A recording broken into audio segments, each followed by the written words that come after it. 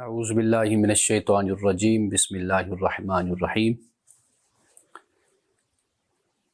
آج ہم درس قرآن میں جس موضوع پہ بات کر رہے ہیں وہ موضوع ہے میاں بیوی اور قرآن،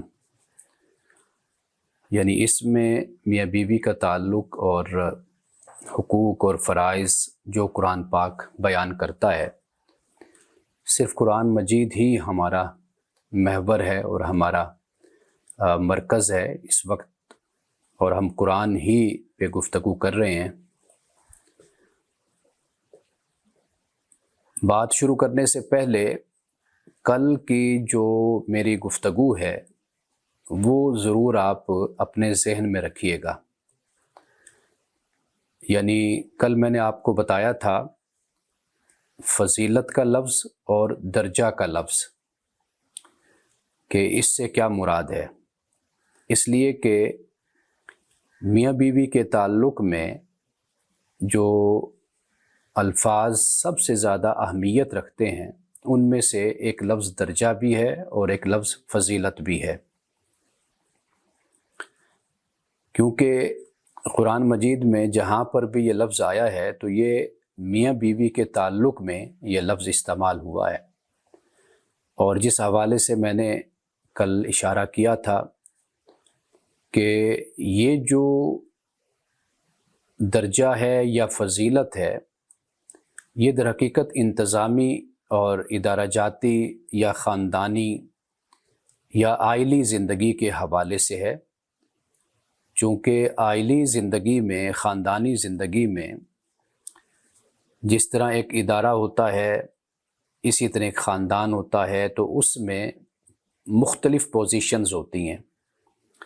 تو اللہ سبحانہ و تعالیٰ نے انسان کو تخلیق کیا، انسان کو بنایا ہے، تو اللہ انسان کی فطرت اور اس کی نفسیات اور اس کے جو جسمانی فرق ہے، امتیازات ہیں، ان کو اللہ بخوبی جانتا ہے، تو اس لیے اللہ سبحانہ و تعالیٰ نے اسی کے مطابق پھر ذمہ داریاں تقسیم کی ہیں، اور اس میں پھر مرد کو اللہ سبحانہ و تعالیٰ نے خاندان کا اور عائلی زندگی کا سربراہ بنایا ہے، یعنی ذمہ دار آپ کہہ لیجئے کہ ذمہ دار بنایا ہے۔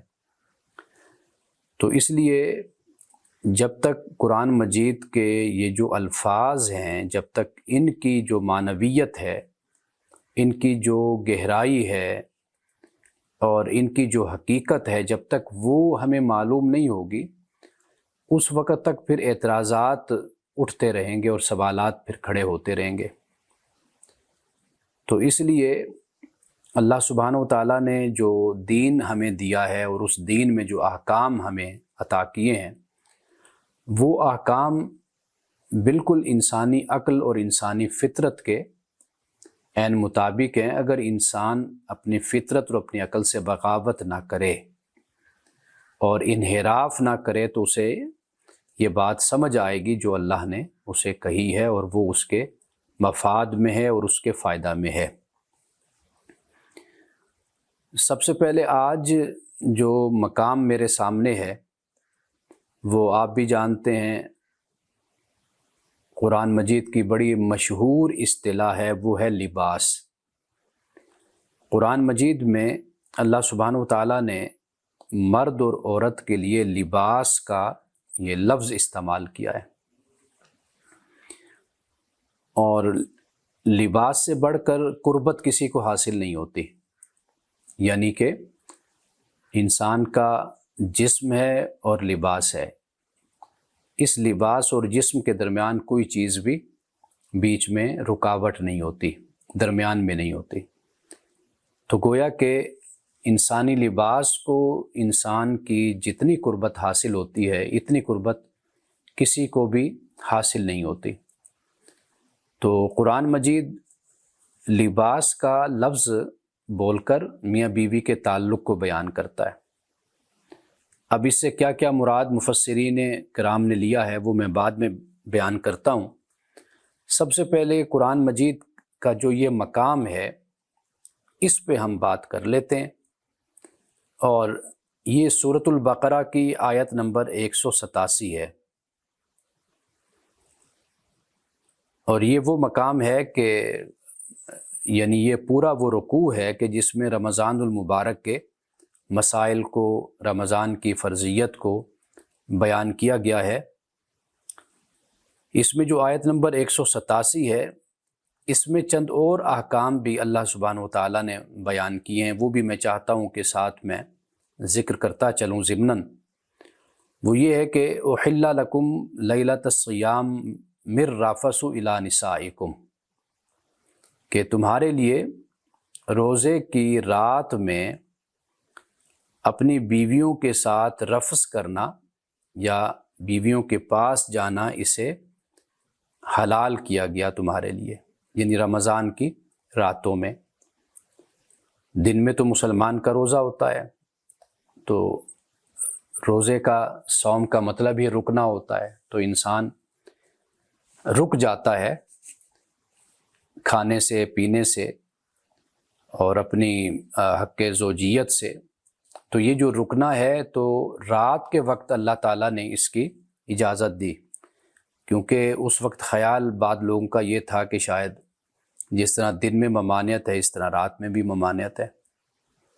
اب یہاں پر جو لفظ استعمال ہوا وہ رفث کا لفظ ہے، اور یہ لفظ بڑا جامع لفظ ہے، یعنی اس میں مرد جو عورت سے چاہتا ہے، بیوی سے، تو وہ اسی میں ہی یعنی اس کا معنی اور مفہوم اس میں پوشیدہ ہے رفث کا، یا جنسی گفتگو بھی اس کو کہا جاتا ہے۔ تو اسی سے پھر استعارہ ہے تعلق زوجیت۔ تو رفث یہ لفظ یہاں پر استعمال ہوا۔ قرآن مجید میں بہت ہی شائستہ اور بہت ہی اچھے الفاظ کے ساتھ یعنی اس تعلق کو بیان کیا گیا ہے، اور چند اور مقامات ابھی میں آپ کے سامنے رکھوں گا۔ سورۃ النساء کو جب ہم پڑھیں گے، اور اس میں ابھی ہم دیکھتے ہیں کہ میاں بیوی کے معاملات اور تعلقات کو کس طرح اللہ پاک بیان کرتا ہے، تو وہاں پر ایک لفظ آیا افضا کا، افضا بعضکم الی بعض۔ اس کا مطلب ہوتا ہے کہ تم ایک دوسرے سے بے حجابانہ مل چکے ہو، تو یہاں پر افضا کا لفظ استعمال کیا گیا۔ اور فلما تغشاہا، پس جب اس نے یعنی خاوند نے اپنی بیوی کو ڈھانپ لیا، یہاں پر تغشا کا لفظ استعمال ہوا۔ باشروہن، ان سے مباشرت کرو۔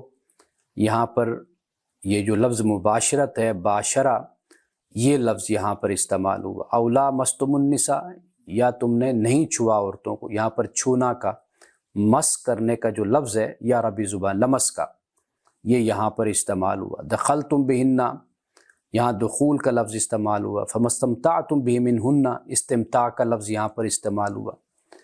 ولا تقربوہن، یہاں قربت کا لفظ استعمال ہوا۔ تو قرآن مجید نے اس حوالے سے مختلف الفاظ کو استعمال کیا، اور بڑے تہذیب کے ساتھ اور بہت ہی شائستہ اور جسے ڈھکے چھپے انداز میں اللہ تعالیٰ نے اس کو بیان کیا ہے۔ اور اس کے لیے جو رفث کا لفظ ہے، اس کا مطلب بھی یہی لیا جاتا ہے۔ اب اس کے بعد اللہ پاک یہ فرماتا ہے کہ ہن لباس لکم وانتم لباس لہن، کہ وہ تمہارا لباس ہیں، یعنی وہ عورتیں، بیویاں، اور تم ان کا لباس ہو۔ حضرت ابن عباس نے لباس سے مراد سکون بھی مراد لیا ہے، یعنی وہ تمہارے لیے سکون ہے اور تم ان کے لیے سکون ہو۔ یہ لباس کا مطلب یہ بھی لیا گیا۔ تو یہاں پر میاں بیوی کے تعلق کو یعنی بہترین الفاظ، جو بہترین الفاظ ہو سکتے ہیں، منتخب اور چنے ہوئے الفاظ، وہ اللہ سبحانہ و تعالیٰ مرد اور عورت کے تعلق کے لیے بیان فرماتا ہے۔ اور ہمارے مفسرین کرام نے لباس کے حوالے سے جو مختلف معنی بیان کیے ہیں، جیسے میں نے آپ کو بتایا کہ ایک تو یہ ہے کہ لباس میں اور انسان کے وجود اور جسم میں کوئی اور چیز حائل نہیں ہوتی، تو یہ ایک تعلق کا، میاں بیوی کے تعلق کا بیان ہو جاتا ہے کہ یعنی اتنی قربت۔ اور ویسے مختلف علماء نے یہ بھی لکھا کہ لباس خوبصورتی کا باعث بھی بنتا ہے انسان کے لیے، اور لباس انسان کے لیے حفاظت کا باعث بھی بنتا ہے، اور لباس انسان کے لیے عیبوں کو، عیوب اور نقائص کو چھپانے کا باعث بھی بنتا ہے۔ یہ مختلف الفاظ، یعنی ایک لفظ ہے اور اس کے مختلف معانی اور مفاہیم۔ تو لباس یعنی میاں بیوی کا جو آپس کا تعلق ہے، تو اس میں ایک بات تو یہ ہے، جب قرآن مجید لباس کہتا ہے تو خوبصورتی دیتا ہے انسان کو لباس، تو گویا کہ میاں بیوی ایک دوسرے کے لیے خوبصورتی کا باعث بنتے ہیں۔ لباس حفاظت کرتا ہے، آپ گرمی اور سردی میں لباس اپنا تبدیل کرتے ہیں۔ گرمیوں میں لباس باریک ہوتا ہے، ہوادار ہوتا ہے، اور سردیوں میں انسان موٹا لباس پہنتا ہے، اپنے آپ کو سردی سے بچاتا ہے۔ تو لباس کا یہ بھی کام ہے۔ لباس کا یہ بھی کام ہے کہ عیوب اور نقائص کو بھی چھپاتا ہے۔ تو لہٰذا جب لباس کا لفظ استعمال کرتے ہیں تو یہ مختلف اس کے مفاہیم کہہ لیجئے، یہ ہمارے ذہن میں آتے ہیں۔ اچھا، اب اس کے بعد جو میں نے ابھی آپ سے کہا کہ سورۃ النساء کو ہم دیکھتے ہیں کہ سورۃ النساء میں اللہ سبحانہ و تعالیٰ نے 3-4 آیات میں خاص طور پر مرد کو کچھ احکام دیے ہیں۔ مرد کو اس لیے کہ جیسے میں نے پہلے بیان کیا کہ اس کا جو معاملہ ہے وہ ایک ذمہ دار کا ہے، سربراہ کا ہے، متکفل کا ہے، کفیل کا ہے اور قوام کا ہے۔ تو لہٰذا کچھ اس کو جو خواتین کے ساتھ زمانہ جاہلیت میں عرب کے معاشرے میں جو زیادتی ہوتی تھی، جو ظلم اس پر ہوتا تھا، وہ اس کو روک دیا گیا، اس کی ممانعت کر دی گئی۔ یعنی اب دیکھیے کہ مثال کے طور پر کیا اس وقت ظلم تھا اور کیا زیادتی عورت کے ساتھ ہوتی تھی، اور کس طرح اللہ تعالیٰ نے اس سے منع فرمایا۔ یا ایھا الذین آمنوا، اے ایمان والو، لا یحل لکم، تمہارے لیے حلال نہیں ہے، ان ترثوا النساء کرہا، کہ تم عورتوں کے زبردستی وارث بن جاؤ، یعنی ان کی میراث، ان کی جائیداد پر تم زبردستی قبضہ کر لو۔ وَلَا تَعْضُلُوهُنَّ لِتَذْهَبُوا بِبَعْضِ مَا آتَيْتُمُوهُنَّ إِلَّا أَن يَأْتِينَ بِفَاحِشَةٍ مُبَيِّنَةٍ، اور نہ ان کو اس غرض سے روکے رکھو کہ تم نے جو کچھ ان کو دیا ہے اس کا کچھ حصہ ان سے لے لو، یعنی جان بوجھ کر عورتوں کو طلاق نہ دینا، یعنی جیسے آج ہمارے معاشرے میں بھی ہوتا ہے کہ طلاق نہیں دینی عورت کو، اور وہ چاہتی ہے کہ بھئی جان چھوٹ جائے میری، لیکن اس کو ستانا۔ عام طور پر مردوں کے یہ جملے سننے کو ملتے ہیں کہ بھئی میں تمہیں اسی طرح تڑپا تڑپا کے ماروں گا، یا میں تمہیں چھوڑوں گا نہیں۔ تو یہ جو طریقہ رویہ ہے، قرآن پاک نے اس کو بیان کیا کہ تم اس لیے روکے رکھو ان کو کہ بھئی تم ان سے کچھ مال لو گے، یعنی بلیک میلنگ کرو گے، اور اس کے ذریعے سے ان سے تم کچھ ہتھیاؤ گے۔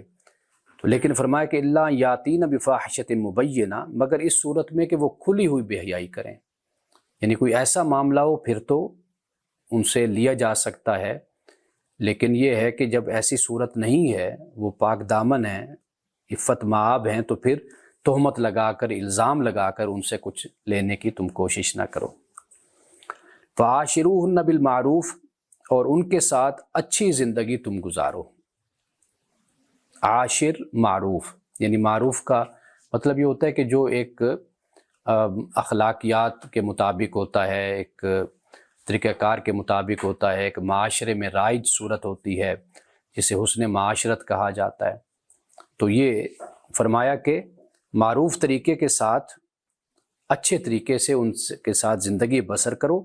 فَإِن كَرِهْتُمُوهُنَّ فَعَسَىٰ أَن تَكْرَهُوا شَيْئًا، پھر اگر تم ان کو ناپسند ہو، یعنی تم ان کو پسند نہیں کرتے، فَعَسَىٰ أَن تَكْرَهُوا شَيْئًا، ممکن ہے کہ جس چیز کو تم پسند نہیں کرتے، وَيَجْعَلَ اللَّهُ فِيهِ خَيْرًا كَثِيرًا، اللہ تعالیٰ اس میں خیر کثیر رکھتے۔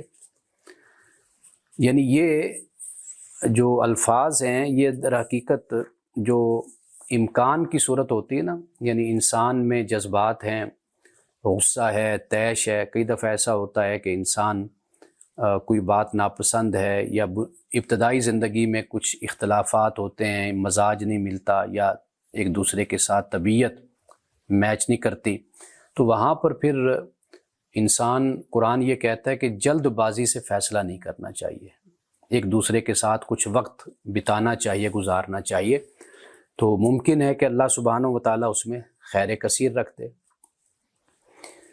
اب اس کے بعد فرمایا وَإِنْ أَرَدْتُمُ اسْتِبْدَالَ زَوْجٍ مَكَانَ زَوْجٍ، اور اگر تم ایک بیوی کی جگہ دوسری بیوی بدلنا چاہو۔ اب یہ الفاظ بڑے توجہ طلب ہے، یعنی عام زندگی میں اللہ سبحانہ و تعالیٰ اس بات کی حوصلہ افزائی نہیں کرتا کہ عام حالات میں انسان 2، 3 یا 4 شادیاں کرے۔ یہاں پر قرآن کی آیت کہتی ہے کہ اگر تم ایک بیوی کی جگہ دوسری بدلنا چاہو، مطلب یہ ہے کہ ایک بیوی کو طلاق ہو گئی تو اب تم کسی اور عورت سے تم نکاح کرنا چاہتے ہو، شادی کرنا چاہتے ہو، یہ بات یہاں پر بیان ہوئی۔ یعنی پہلی بیوی جو ہے اس کو طلاق دے دی، اب اس کا جو حق بنتا ہے، حق مہر ہے، وہ اس کو ادا کرو، اور پھر اس کے بعد اس کو جب فارغ کر دیا تو پھر تم دوسری شادی کر رہے ہو یا کرتے ہو۔ تو یہاں پر قرآن پاک نے یہ اسلوب اختیار کیا ہے۔ یعنی سورۃ النساء کی جو ابتدائی آیات میں 2، 2، 3، 3، 4، 4 کا ذکر ہمیں ملتا ہے، وہ در حقیقت غزوہ احد اس کا پس منظر ہے، اور اس پر میں کئی مرتبہ روشنی ڈال چکا ہوں بڑی تفصیل کے ساتھ، اور چینل پر بھی بہت دفعہ اس پر بڑی تفصیل سے بات کی ہے کہ غزوہ احد میں 70 مسلمان شہید ہوئے۔ 70 مسلمانوں کی شہادت، یعنی اس کا مطلب یہ کہ 70 خاندان بے سہارا ہو گئے، 70 خاندان، اور ایک خاندان میں آپ خود ایوریج بھی لگا لیں، 5 بچوں کی یا 5 افراد کی لگا لیں تو 70 خاندان کہاں پر وہ 5 کے حساب سے تعداد بن جاتی ہے، لاوارث بے سہارا لوگوں کی، جن میں بیوائیں بھی ہیں، یتامہ بھی ہیں، مساکین بھی ہیں۔ تو ان حالات میں اللہ تعالیٰ نے اجازت دی، لیکن وہاں پر بھی عدل کی شرط لگائی، یعنی سخت سے سخت ترین حالات بھی ہوں، ایمرجنسی بھی ہو، تو وہاں پر بھی اللہ تعالیٰ نے عدل کو بنیادی اہمیت دی ہے، ترجیح دی ہے کہ اگر تم یہ نہیں کر سکتے تو پھر حالات جیسے بھی ہوں تو تمہیں دوسری شادی کی اجازت نہیں ہے، چاہے حالات جنگی ہوں، ایمرجنسی ہوں، چاہے عورتوں کی تعداد بہت بڑھ جائے اور مرد شہید کر دیے جائیں، تو ان حالات میں بھی تم دوسری، تیسری، چوتھی نہیں کر سکتے اگر تم عدل کے معیار پر نہیں پورا اترتے۔ تو یہاں پر جو مفسرین نے یہ لکھا ہے، یعنی خاص طور پر ہمارے جدید دور کے، اور جن میں شیخ عبدہو کا ذکر بھی آتا ہے، اور ہمارے جو جدید مفسرین ہیں انہوں نے یہاں پر یہی بات کہی ہے کہ اللہ سبحانہ و تعالیٰ نے یہ کہا کہ اگر تم ارادہ کرو زوج کی جگہ زوج لانے کا، زوج کی جگہ زوج بدلنے کا، اگر تم ارادہ کرو، مطلب یہ ہے کہ اللہ نے یہ نہیں کہا کہ اگر تم دوسری بیوی لانا چاہتے ہو، ارادہ کرتے ہو، یا تیسری لانا چاہتے ہو، یا چوتھی، یہ نہیں کہا اللہ تعالیٰ نے۔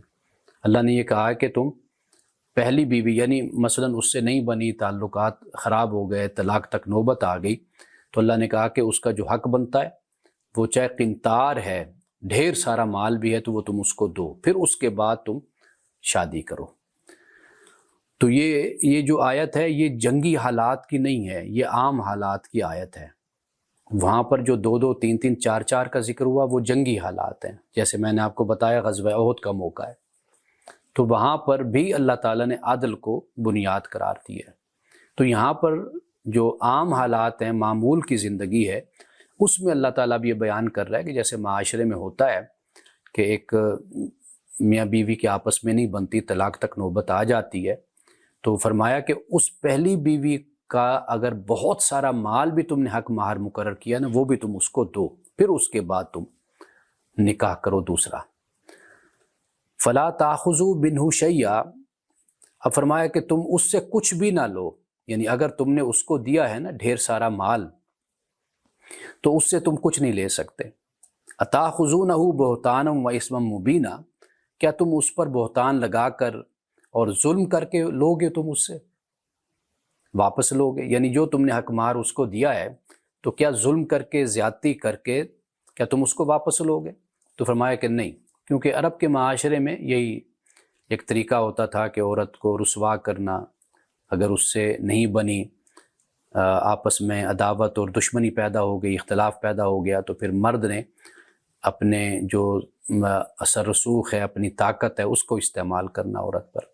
اب دیکھیے آگے قرآن پاک کیا کہتا ہے، وَكَيْفَ تَأْخُذُونَهُ، اور کس طرح تم ان سے لوگے، وَقَدْ أَفْضَىٰ بَعْضُكُمْ إِلَىٰ بَعْضٍ، جبکہ تم ایک دوسرے پر بے حجابانہ ایک دوسرے سے ملاپ کر چکے ہو۔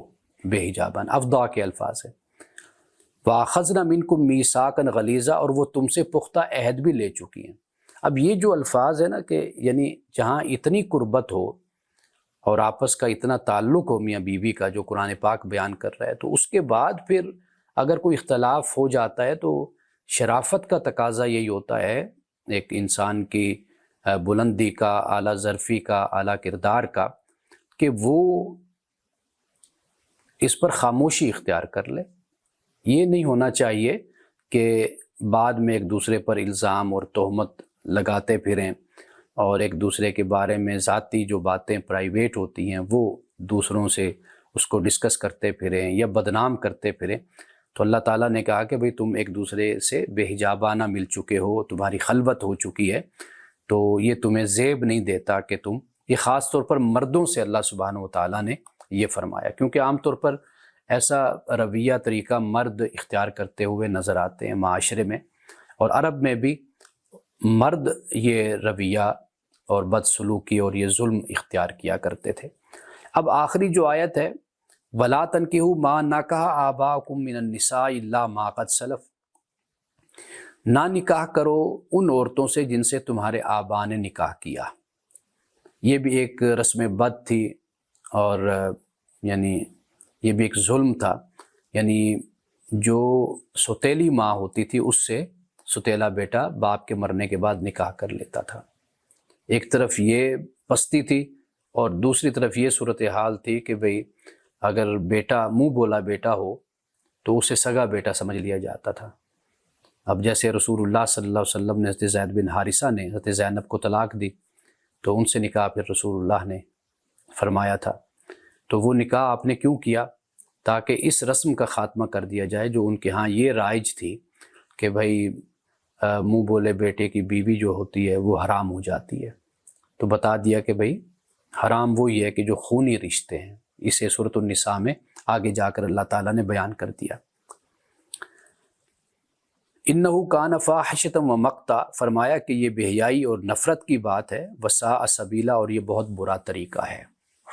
اب اس کے بعد اللہ تعالیٰ نے جو عورتیں ہیں، چونکہ پہلے تو مرد کی ذمہ داری کو بیان کر دیا تھا، کل ہم نے پڑھا تھا الرجال قوامون علی النساء، کہ مرد عورتوں پر قوام ہیں، بما فضل اللہ بعضهم علی بعض، اور اسی وجہ سے اللہ نے ایک کو دوسرے پر فضیلت دی، وبما انفقوا من اموالہم، اور اس وجہ سے کہ مرد اپنے مال کو خرچ کرتا ہے۔ یہ اللہ تعالیٰ نے یہاں پر بیان کیا۔ اچھا، اب اس کے بعد بیوی کے حوالے سے قرآن پاک کہتا ہے، میں آغاز میں یہ الفاظ میں نے بولے تھے کہ فضیلت اور درجہ، جس پہ ہم نے کل بات کی تھی، یہ جو الفاظ ہیں یہ انتظامی نوعیت کے الفاظ ہیں، ادارہ جاتی کہہ لیجئے، خاندانی کہہ لیجئے، آئلی کہہ لیجئے۔ یہ اس طرح نہیں ہے کہ بھئی کوئی انسانیت میں، ہیومینٹی میں اللہ تعالیٰ نے یہ دو جو صنفیں بنائی ہیں، جینڈر بنائے ہیں مرد اور عورت کا، تو مرد کو اللہ نے عورتوں پر، ساری عورتوں پر فضیلت دے دی ہے، تو یہ تصور بالکل نہیں ہے۔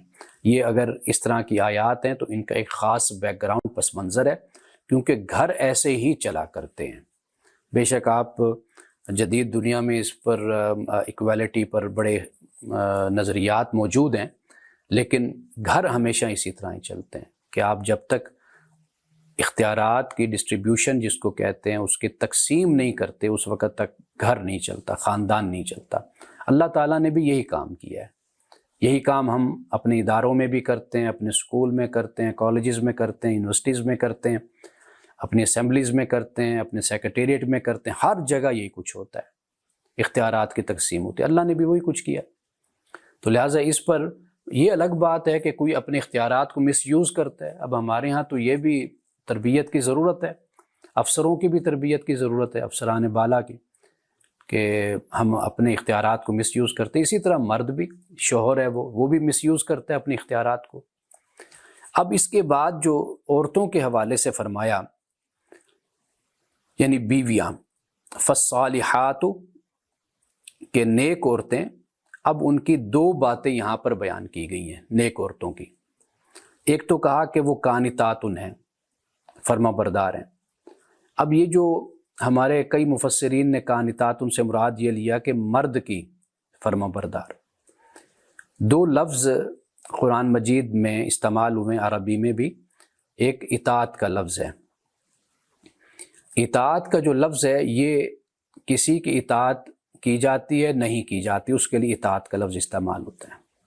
لیکن یہ جو قانتات کا لفظ ہے نا، جس کی ہمیشہ اطاعت کی جاتی ہے، کبھی بھی اس کی نافرمانی نہیں کی جا سکتی، نہ ہو سکتی ہے، اس کے لیے یہ قنوت کا لفظ استعمال ہوتا ہے، اور یہ اللہ سبحانہ و تعالیٰ کے لیے خاص ہے۔ تو یہ بات ذہن میں رکھنی چاہیے۔ جو قانتات سے مراد یہ لیا جاتا ہے کہ اپنے خامدوں کی فرما بردار، یہ علیحدہ بات ہے کہ بھئی گھر کے معاملات میں واضح بات ہے کہ جو آرڈر دیا جائے یا انسٹرکشن دی جائے یا ہدایات دی جائیں تو عورت گھر کے یونٹ کو اس کی بہتری کے لیے، اس کی بقا کے لیے اپنے مرد کے ساتھ مشورہ کر کے یا اس کے کہے پر یا ہدایات پر عمل کرتی ہے، یہ ایک علیحدہ بات ہے۔ لیکن یہ جو قانتات کا لفظ ہے نا، قانتات، یہ صرف خدا کے لیے استعمال ہوتا ہے۔ یہاں پر قانتات کا لفظ استعمال ہوا، ان المسلمین والمسلمات والمؤمنین والمؤمنات والقانتین والقانتات، مسلمان مرد، مسلمان عورتیں، مومن مرد، مومن عورتیں، فرما بردار مرد، فرما بردار عورتیں۔ اب یہاں پر آپ دیکھ لیں، تیسری جو بات بیان ہوئی ہے، اب ہم یہاں یہ تو نہیں کہیں گے کہ بھئی قانتین سے مراد مرد ہیں اور قانتات سے عورتیں، اور عورتیں مطلب یہ کہ جو خامدوں کی فرما بردار ہیں۔ یہاں تو ساری صفات وہ بیان کی جا رہی ہیں کہ جن صفات میں اللہ سبحانہ و تعالیٰ اپنے حوالے سے بیان فرما رہا ہے، مسلمین والمسلمات والمؤمنین والمؤمنات والقانتین والقانتات والصادقین والصادقات والصابرین والصابرات والخاشعین والخاشعات والمتصدقین والمتصدقات والصائمین والصائمات والحافظین فروجهم والحافظات والذاکرین اللہ کثیرا والذاکرات۔ اب یہ اللہ سبحانہ و تعالیٰ نے مرد اور عورت ان کی صفات کو بیان کیا ہے، مسلمان مرد اور مسلمان عورت کی۔ اب یہاں پر جو قانتات کا لفظ ہے، یہاں پر خدا کی فرما برداری کرنے والی ہے۔ خدا کی جو فرما برداری ہے وہ غیر مشروط ہے، انکنڈیشنل ہے۔ اور اگر خامند کی فرما برداری کی بات ہوتی تو پھر اطاعت کا لفظ استعمال کیا جاتا، قانتات کا لفظ نہ استعمال ہوتا، کیونکہ قانتات کا قنوت کا لفظ استعمال ہوتا ہے جس کی ہمیشہ فرما برداری کی جاتی ہے، جس کی کبھی، یعنی ایسا نہیں ہوتا کہ کبھی آپ اس کی فرما برداری کر لیں، کبھی اس کی فرما برداری نہ کریں، کبھی نافرمانی کر لیں، کبھی آپ اس سے اختلاف کر لیں، تو یہ قانتات کا لفظ وہاں پر نہیں۔ تو لہٰذا یہاں پر جو قانتات کا لفظ اللہ نے نیک عورتوں کے لیے استعمال کیا، اس سے مراد یہ ہے کہ وہ اللہ کی فرما بردار ہوتی ہیں، اللہ کے حقوق کا لحاظ کرنے والی ہوتی ہیں۔ اب اس کے بعد جو دوسری خوبی بیوی کی بیان کی ہے، یعنی اس کی ذمہ داری بیان کی ہے، وہ ہے حافظات للغیب بما حفظ اللہ۔ اب اس کا ایک ترجمہ تو ہمارے ہاں یہ کیا جاتا ہے کہ پیٹھ پیچھے، کمر کے پیچھے، یعنی اپنے خامند کے ایبسینس میں، اس کی غیر حاضری میں نگرانی کرتی ہیں اللہ کی حفاظت سے۔ اب وہ نگرانی کیا ہے؟ یعنی مال کی حفاظت کرتی ہیں گھر میں، اور اپنی عزت کی، عفت کی حفاظت کرتی ہیں۔ مال جو مرد دیتا ہے اس کے اخراجات اور معاملات کو بہترین طریقے سے سر انجام دیتی ہیں، اس میں خیانت نہیں کرتی، فضول خرچی نہیں کرتی، اور بعض احادیث میں بھی ہمیں اس کا ذکر ملتا ہے۔ لیکن ایک اور جو معنی ہے وہ زیادہ، جسے کہہ لیجئے کہ پریفریبل ہے، وہ یہ ہے کہ اللہ تعالیٰ یہ فرماتا ہے کہ اللہ تعالیٰ نے پیچھے جو سورۃ النساء کو اگر ہم پڑھیں گے تو معلوم ہوگا کہ اللہ نے عورتوں کے حقوق کو محفوظ کیا ہے۔ عرب کے معاشرے میں عورت کمزور تھی، طاقتور نہیں تھی، اللہ تعالیٰ نے عورت کے حقوق کی حفاظت کی ہے۔ تو اللہ نے فرمایا کہ جس طرح اللہ نے اے عورت تیرے حقوق کی حفاظت کی ہے، اسی طرح تو اپنے خامند کے حقوق کی حفاظت کر۔ یہ اصل بات ہے جو یہاں پر کہی جا رہی ہے، کیونکہ اگر کسی کو رغبت دلائی جاتی ہے نا، تو رغبت دلانے کا طریقہ یہی ہوتا ہے کہ بھئی دیکھو میں نے آپ کے ساتھ ایسا کیا ہے نا، تو اب آپ نے آگے دوسرے کے ساتھ ایسا ہی کرنا ہے، اس کے ساتھ آپ نے برا نہیں کرنا۔ یہ ایک نصیحت کا انداز ہوتا ہے۔ تو اللہ سبحانہ و تعالیٰ یہاں پر خواتین سے، عورتوں سے یہ فرماتا ہے کہ حافظات للغیب بما حافظ اللہ، حفاظت کرنے والی ہیں غیب میں، یعنی خامند کی غیر موجودگی میں، بما حافظ اللہ، بسبب اس کے جو اللہ نے حفاظت کی، یعنی جس طرح اللہ نے تیری حفاظت کی ہے، تیرے حقوق کی نگہداشت کی ہے اور تحفظ تجھے دیا ہے، تو اسی طرح اے بیوی، اے عورت، یہ تجھ پر اب یہ لازم ہے کہ تو اپنے شوہر کے حقوق کی حفاظت کر۔ یہ یہاں پر واضح ہوا۔ اب اس کے بعد جو ہے وہ پھر ہم کسی وقت جو ہمارا ایک عنوان ہے نا کہ جو اعتراضات ہیں قرآن مجید کے حوالے سے اور عورتوں کے حوالے سے مستشرقین کے، وہ ہم ایک علیحدہ نشست میں اس پر بات کریں گے، جس میں پھر یہ جو وَضْرِبُوهُنَّ ہے، مارنے کا جو ذکر ہے، یہ پھر وہاں پر انشاءاللہ ہم اس کو تفصیل سے بیان کریں گے۔ فی الحال جو بتانا مقصود ہے وہ یہ ہے کہ اللہ تعالیٰ نے جو نیک عورتیں ہیں وہ کون سی ہیں؟ فرمایا کہ جو فرما برداری کرنے والی ہیں، قانتات ہیں، اللہ کی فرما برداری کرنے والی، اور پھر حافظات للغیب بما حافظ اللہ ہیں کہ پھر اپنے شوہر کی، خامند کی غیر موجودگی میں پھر اس کے جو حقوق ہیں اس کی حفاظت کرتی ہیں، اور اسی طرح جیسے اللہ تعالیٰ نے ان کے حقوق کی حفاظت کی ہے۔ یہ نیک عورت کی دوسری علامت اور دوسری خوبی بیان کی ہے۔ اب اس کے بعد ایک مقام اور ہے جو بڑا توجہ طلب ہے،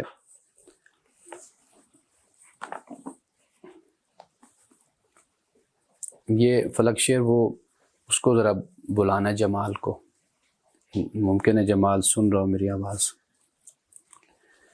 اب یہ چند آیات ہیں، اللہ سبحانہ و تعالیٰ نے نشانیوں میں سے اپنی نشانیاں جو قرار دی ہیں، یہ آیات تمام میں چاہوں گا کہ میں آپ کے سامنے رکھوں کہ اس میں بہت کچھ بیان کیا گیا۔ مثال کے طور پر آپ دیکھیے، اللہ نے جو بات شروع فرمائی وہ یہ ہے کہ وَمَنْ آیاتہ، اور اللہ کی نشانیوں میں سے نشانی ہے کیا؟ ان خلقکم من تراب، کہ اس نے تمہیں مٹی سے پیدا کیا، ثم اذا انتم بشر تنتشرون، اور پھر تمہیں بشر بنا کر، یعنی تم پھر بشر بن کر تم پھیل جاتے ہو۔ یہ مٹی سے پیدا کیا۔ اب وہ انسانی تخلیق کے مختلف مراحل ہیں، وہ قرآن پاک میں مختلف مقامات پر، ایک تو مرحلہ وہ ہے یعنی کہ جو آدم اور حوا کے تعلق سے ہے، ایک تو وہ ہے۔ دوسرا پھر اس کے بعد یعنی آدم و حوا سے پہلے کا ایک مرحلہ جو مٹی کا قرآن پاک نے بیان کیا، تین کا ذکر بھی آتا ہے، صلصال من حمأ مسنون کا ذکر بھی آتا ہے، وہ مختلف صورتیں اس کو بیان کی، ارتقائی صورت کو قرآن پاک نے بیان کیا۔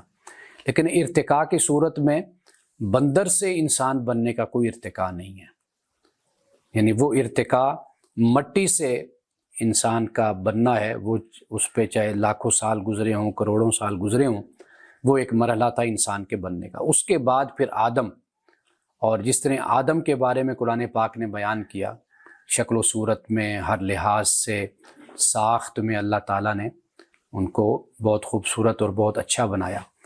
جمال وہاں پہ حدیث کی کتاب پڑھی نا، وہ میں بھول گیا ہوں، کل بھی بھول گیا تھا، آج پھر بھول گیا ہوں۔ تو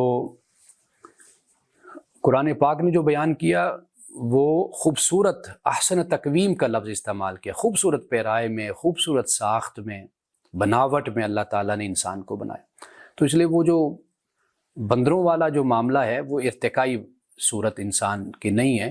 ممکن ہے کہ جیسے قرآن پاک نے بیان کیا کسی خاص خطے میں کسی خاص قوم کو اللہ تعالیٰ نے بندر بنایا تھا، فَقُلْنَا لَهُمْ كُونُوا قِرَدَةً خَاسِئِينَ، پھٹکارے ہوئے بندر، وہ ایک خاص حد تک ہی تھا، ایک خاص نسل تک اگر ہوا تو تو وہ پھر جیسے وہ نسل خود مر گئی، ختم ہو گئی، اس کے بعد ان کا وجود ختم ہو گیا۔ ہم بندر والے کانسیپٹ سے کیوں اجتناب کرتے ہیں؟ جو ایک پروسیس ہے کہ ایک سیل سے بنا۔ اچھا، ہم اینڈ پہ بات کر لیتے ہیں، بعد میں بات کرتے ہیں کہ ہم اس کو I think we shouldn't be shying away with this۔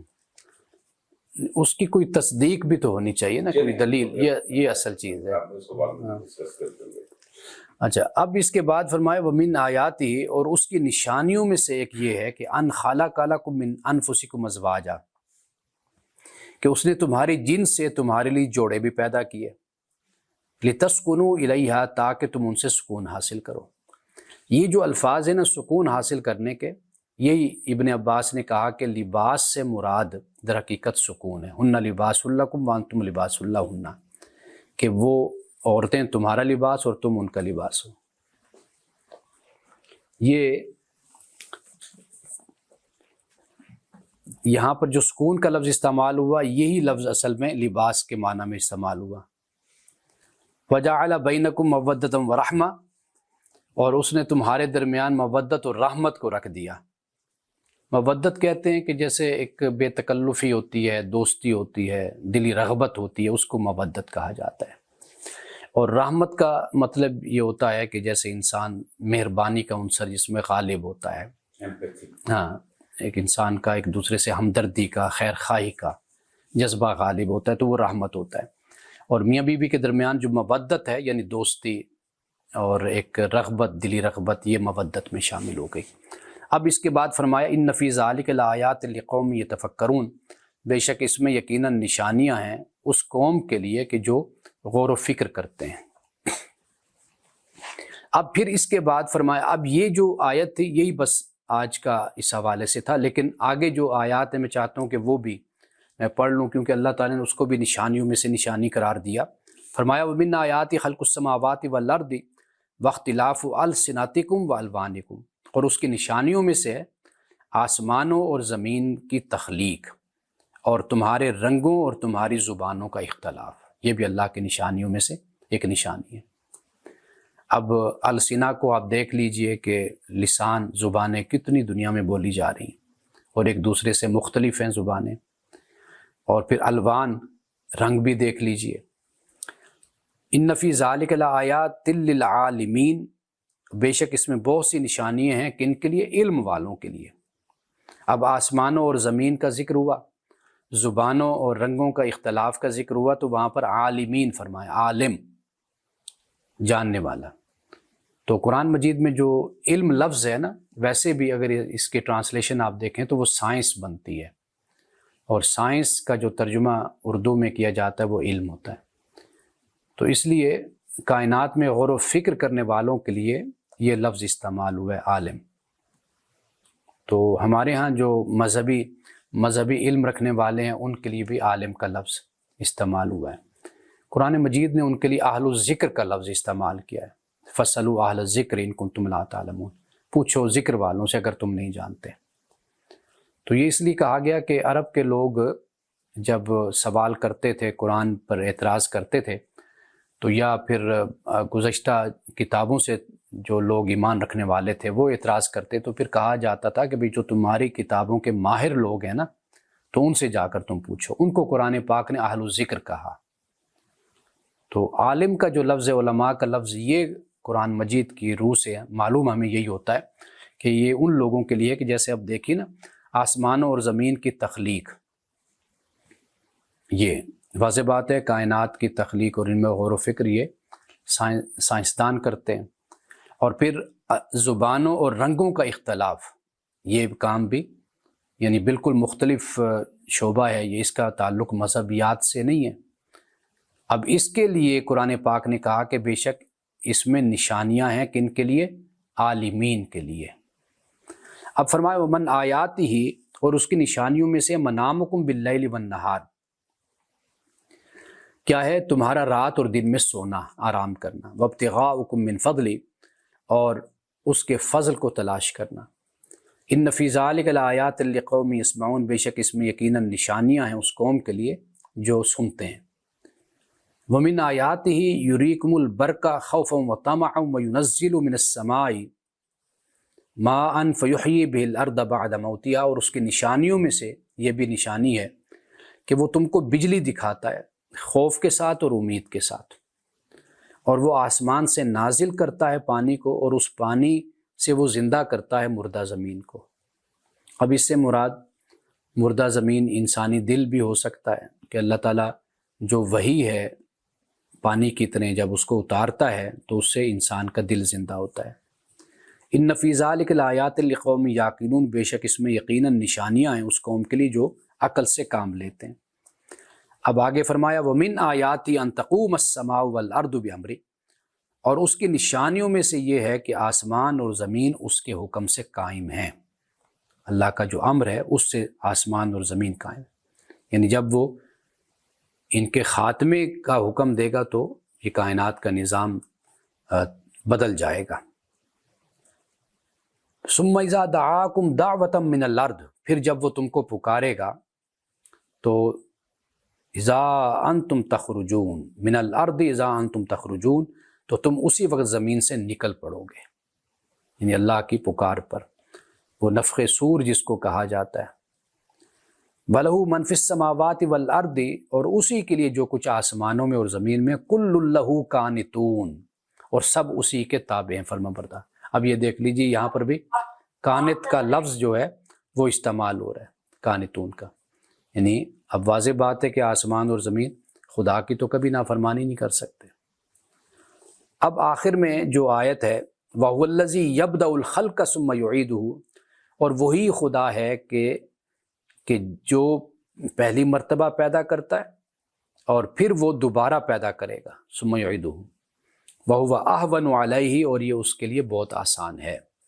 یعنی یہ اس لیے فرمایا کہ انسان پیدا ہو گیا، اب اس کے بعد جب دنیا سے انسان نے جانا ہے پھر اللہ پاک انسان کو کھڑا کرے گا، اٹھائے گا۔ اب کفار کا اصل جو اعتراض تھا، ایک لحاظ سے وہ ایتھیسٹ بھی تھے نا، ملحد بھی تھے کفار، اصل میں جب خدا کے ساتھ بھی کسی کو شریک ٹھہرا دیا جائے یا خدا کے قائم کردہ جو عقائد و احکام ہیں ان کا انکار کیا جائے تو در حقیقت وہیں سے ایتھیزم کا آغاز ہو جاتا ہے، یعنی انکار پر مبنی انسان کا رویہ قائم ہو جاتا ہے۔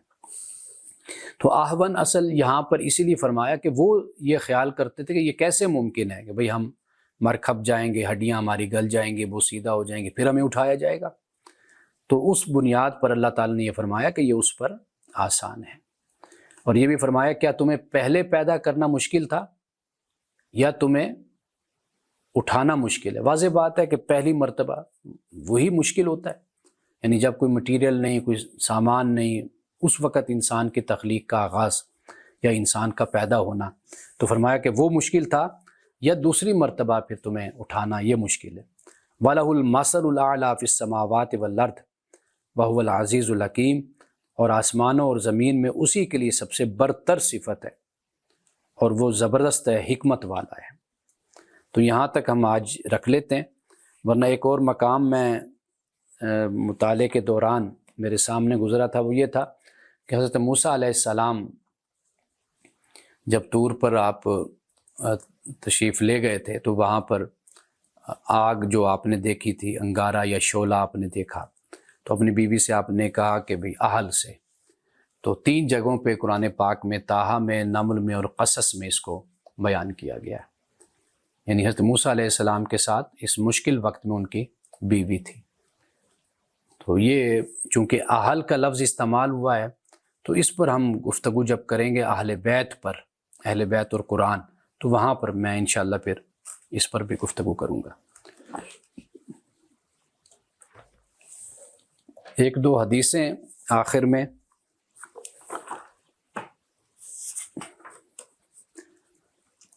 حضرت عبید اللہ بن محسن انصاری سے روایت ہے، وہ رسول اللہ صلی اللہ علیہ وسلم سے یہ بیان کرتے ہیں کہ آپ نے فرمایا کہ جو شخص صبح اس حال میں کرے کہ وہ اپنے اور اہل و عیال کے بارے میں بے خوف ہو، یعنی امن میں ہو، جسمانی طور پر عافیت میں ہو، ایک دن کا کھانا بھی اس کے پاس ہو، تو وہ ایسے ہے جیسے وہ ساری دنیا کا مالک ہے، یعنی اہل و عیال کے بارے میں بے خوف. اہل و عیال کے بارے میں بے خوفی سے مراد یہ ہے کہ بھئی ایک تو امن ہے، دوسرا یہ کہ وہ بھی صحت مند ہیں، صحت یاب ہیں، زندگی کے معاملات بہت اچھے طریقے سے چل رہے ہیں، کوئی ٹینشن نہیں ہے، کوئی پرابلم نہیں ہے، کوئی مسئلہ نہیں ہے، کوئی اندیشہ خوف نہیں ہے، بالکل بے خوف ہے. اس حال میں وہ صبح کر رہا ہے کہ اس کے اہل و عیال بھی خیریت سے ہیں، اور جسمانی طور پر بھی وہ معافن فی جسد ہی، جسمانی طور پر بھی وہ ٹھیک ہے، عافیت میں ہے، بیمار نہیں ہے، اور پھر ایک دن کا کھانا بھی اس کے پاس ہے. تو فرمایا کہ وہ ساری دنیا کا مالک، فَكَأَنَّمَا حِيزَتْ لَهُ الدُّنْيَا، کہ وہ ساری دنیا کا وہ مالک ہے جس کے پاس یہ چیزیں میسر ہیں. اب اس میں ایک اور چیز بھی ہے نا کہ قناعت پسندی بھی ہے نا، کنٹینٹمنٹ، کہ انسان کے پاس جو ہو، محنت سے انکار نہیں ہے، محنت کرنی چاہیے انسان کو، لیکن وہ جو ایک سوچ اور ایک رویہ ہوتا ہے نا انسان کا، ہوس کا، طمع کا، حرص کا، اصل اس کی نفی مذہب کرتا ہے، کیونکہ وہ ایک اخلاقی خرابی ہے جس سے معاشرے کا امن اور سکون جو ہے وہ تاہوبالا ہوتا ہے، کہ کچھ لوگ اپنی خواہشوں کو پورا کرنے کے لیے پھر پورے معاشرے کو بے امن کر دیتے ہیں. تو یہ جو بات ہے یہ اصل ہے. باقی مال کا ہونا انسان کے پاس، جیسے پہلے ہم نے بیان کیا تھا پچھلی حدیث میں کہ عمر بن العاص جو ہیں ان کو رسول اللہ نے فرمایا تھا کہ بھئی تم جنگ کرو، جاؤ تو مال غنیمت آتا ہے. تو ان کے یا رسول اللہ میں تو صرف اسلام کی محبت میں ہی میں نے اسلام قبول کیا ہے، میرا تو کوئی اور میری دوسری خواہش یہ ہے کہ مجھے رسول کا نصیب ہو، ساتھ کمپنی نصیب ہو. تو رسول اللہ نے فرمایا کہ اے عمر، اچھا مال نیک آدمی کے لیے اچھی چیز ہوتا ہے، یہ فرمایا. اب اس کے بعد جو طیب نفس کا بیان ہے وہ یہ کہ حضرت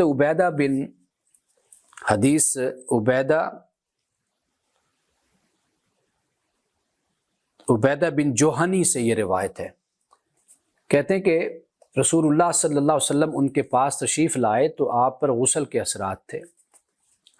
خرج علیم علی اثر غسل یعنی نہا کر نکلے تھے، آپ کے بالوں سے پانی گر رہا تھا یا نظر آ رہا تھا. تو وہ طیب النفس، رسول اللہ بہت خوش تھے. ہم نے سمجھا کہ آپ اپنی اہلیہ سے ملاقات کر کے آئے ہیں، علم بأہلہ، تعلقات قائم کر کے آئے ہیں. تو ہم نے عرض کی یا رسول اللہ صلی اللہ علیہ وسلم نراک طیب النفس، کہ ہم آپ کو بڑا خوش و خرم دیکھ رہے ہیں. آپ نے فرمایا کہ آپ علیہ الصلوۃ والتسلیم نے فرمایا الحمدللہ، کہ الحمدللہ ایسے ہی ہے. پھر آپ نے فرمایا، یعنی غنا کا اور خوشحالی کا ذکر ہوا، یعنی امیری کا، تونگری کا، مال کا، دولت کا، خوشحالی کا ذکر ہوا، پراسپیرٹی کا. تو کیا فرمایا؟ تو رسول اللہ صلی اللہ علیہ وسلم نے فرمایا تقویٰ کے ساتھ مالداری میں کوئی حرج نہیں ہے. تقویٰ ہو انسان میں تو پھر انسان کے پاس مال ہو تو اس میں کوئی حرج نہیں. اور متقی آدمی کے لیے صحت مالداری سے زیادہ بہتر ہے. یعنی ایک طرف مال ہو، ایک طرف صحت ہو، تو فرمایا کہ صحت جو ہے وہ انسان کے مال سے زیادہ بہتر ہے. اور فرمایا کہ طیب النفس من النعم، اور طیب نفس اللہ کی نعمتوں میں سے ہے، انسان کا خوش رہنا. طیب النفس من النعم، اور اللہ کی نعمتوں میں سے ہے انسان کا خوش رہنا. یعنی رسول اللہ خوش نظر آئے نا، طیب النفس. تو مراد یہ ہے کہ کئی لوگوں کے پاس دولت بھی ہوتی ہے، صحت بھی ہوتی ہے، سب کچھ ہوتا ہے، خوش نہیں ہوتے وہ، یعنی ان کے چہرے پر 12 ہی بجے رہتے ہیں. تو یہاں پر یہ فرمایا تو یعنی کہ بندے کو شکر بھی اس میں آ جاتا ہے نا، یعنی شکر گزاری بھی کہ اللہ نے انسان کو صحت دی ہے، مال دیا ہے، تو انسان خوش نظر آئے. تو کچھ لوگ بیچارے ویسے بھی نفسیاتی مسائل کا بھی شکار ہوتے ہیں، سب کچھ ہوتا ہے لیکن اس کے باوجود وہ پریشان سے ہوتے ہیں. رسول اللہ صلی اللہ علیہ وسلم کی یہ دعا ہے کہ اللہم انی اعوذ بک من الہم والحزن، کہ اللہ میں حزن و ملال اور غم سے تیری پناہ چاہتا ہوں.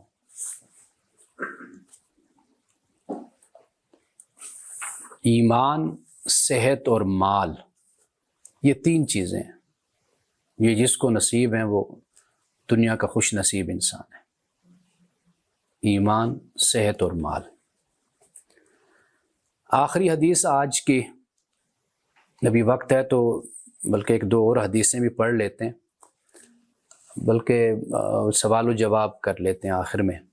حضرت نواس بن سمعان انصاری سے روایت ہے کہ میں نے رسول اللہ صلی اللہ علیہ وسلم سے نیکی اور گناہ کے متعلق دریافت کیا، عن البر والاسم، فقال البر حسن الخلق، نیکی حسن اخلاق کا نام ہے، والاسم ما حاک فی نفسی کا، اور گناہ وہ جو تیرے سینے میں کھٹکے، وَكَرِهْتَ أَن يَطَّلِعَ عَلَيْهِ النَّاسُ، اور تجھے یہ پسند نہ ہو کہ لوگ اس پر مطلع ہوں، لوگوں کو وہ معلوم ہو، تو اس ڈر سے یعنی وہ چیز تیرے دل میں کھٹکتی ہے، تو فرمایا یہ گناہ ہے۔ اور نیکی، فرمایا کہ وہ نیکی جو ہے وہ کیا ہے، وہ حسن اخلاق کا نام ہے۔ اب آپ دیکھ لیجئے کہ رسول اللہ صلی اللہ علیہ وسلم نے حسن اخلاق کو نیکی قرار دیا، یعنی دینداری جو ہے اصل میں وہ حسن اخلاق کا نام ہے۔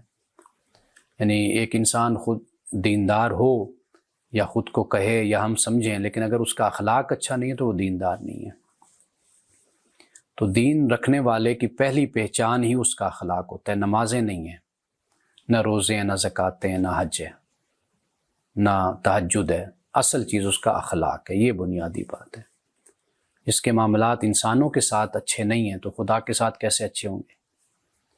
تو انسانوں کے ساتھ معاملات کو درست رکھنا یہ بڑا ضروری ہوتا ہے۔ تو یہاں پر اسی بات کو، بلکہ رسول اللہ نے فرمایا کہ جنت میں میری قربت یا میرے قریب، یعنی میری قربت زیادہ اسی کو نصیب ہوگی جس کا اخلاق جتنا اچھا ہوگا۔ یعنی ہم اپنے اخلاق کو جتنا اچھا کر لیں گے اتنے ہی زیادہ ہمیں رسول اللہ کی قربت جنت میں ہمیں نصیب ہوگی۔ تو یہ اخلاق پر بہت زیادہ زور دیا گیا ہے اور ہم ان باتوں کو سمجھتے نہیں ہیں۔ تو آج یہیں تک ہم رکھتے ہیں جی۔